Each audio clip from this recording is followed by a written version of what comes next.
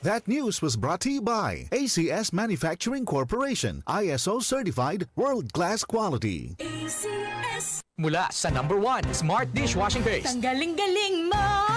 Smart dishwashing paste ko. Pritong ulam na masebo, plato o kaldero.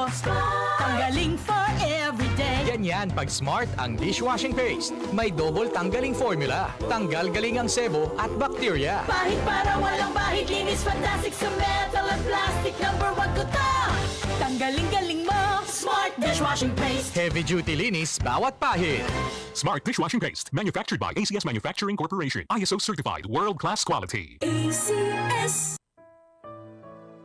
Pagbasa sa Aklat ng Kawikaan, Kabanata 13, Talata 1 hanggang 25. Ang anak na may unaway nakikinig sa kanyang ama, ngunit walang halaga sa palalo ang paalala sa kanya. Natatamo ng mabuti ang bunga ng kanyang kabaitan, ngunit ang ninanasan ng masama ay puro karahasan. Ang maingat magsalita ay nag-iingat sa kanyang buhay, ngunit ang taong madaldal ay nasasadlak sa kapahamakan. Ang tamad ay nangangarap ngunit hindi natutupad, ang hangarin ng masikap ay laging nagaganap. Ang taong matuwid ay namumuhay sa kasinungalingan, ngunit ang salita ng masama ay nakakahiyang pakinggan. Ang mabuti iniingatan ng kanyang katuwiran, ngunit ang masamay ipinapahamak ng likong pamumuhay. May taong nagkukunwang mayaman subalit wala naman, ngunit ang iba'y nag-aayos mahirap bagaman sila ay mayaman. Ang yaman ng isang tao ay pantubo sa kanyang buhay, ngunit sa isang mahirap, ito ay hindi nakababahala. Ang matuwid ay tulad ng maningning na ilaw, ngunit ang masama ay lamparang namamatay. Ang kapalaluan ay nagbubunga ng kaguluhan, ngunit ang pakikinig sa payo ay nagbabadya ng karunungan. Ang kayamanang tinamo sa daya ay madaling nawawala, ngunit ang kayamanang pinaghirapan ay pinagpapala. Ang matagal na paghihintay ay nagpapahina ng kalooban, ngunit ang pangarap na natupad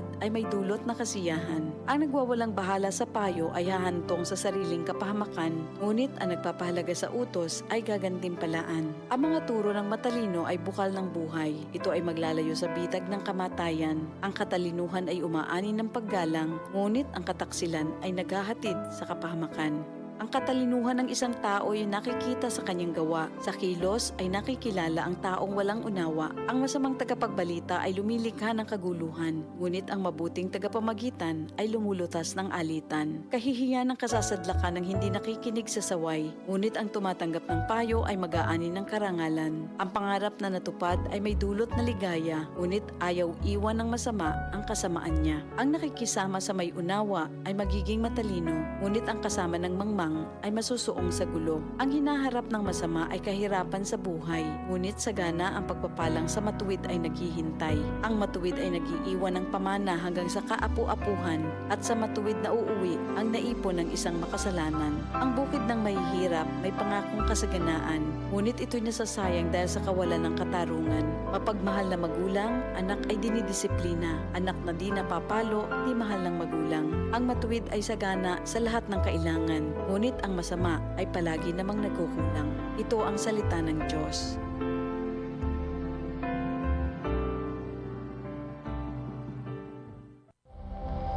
Ito ang DCXL News. 558 kHz. 6 na dekadang maaasahan sa balita at serbisyo publiko. Ang himpilan ng RMN Network sa Mega Manila. Live sa radyo at online.